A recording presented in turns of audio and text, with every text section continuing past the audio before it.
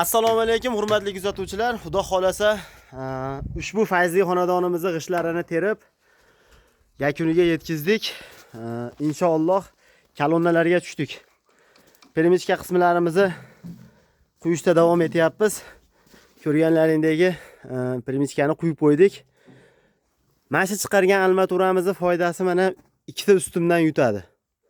Ham ish tez yuradi, ham sifatli bo'ladi.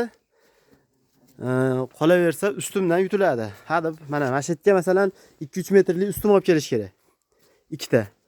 O'zida bor mana hozir armaturaga g'isht taklab qo'ysak, bu shuni singari akkuratni bo'lib chiqaveradi. Erkaklarimizni kolonnalarini ikkitali armatura bilan kolonna qilib olib chiqamiz. Tepasini sesma poyiz, ya'ni peremichka tepasidan sesma quyilsa, baquvvat zabardast bo'ladi. Usta Sardorbek kanalini kuzatishda davom etinglar. Obuna bosib, obuna bo'lib, like ni mixlab ketinglar. Bo'pti.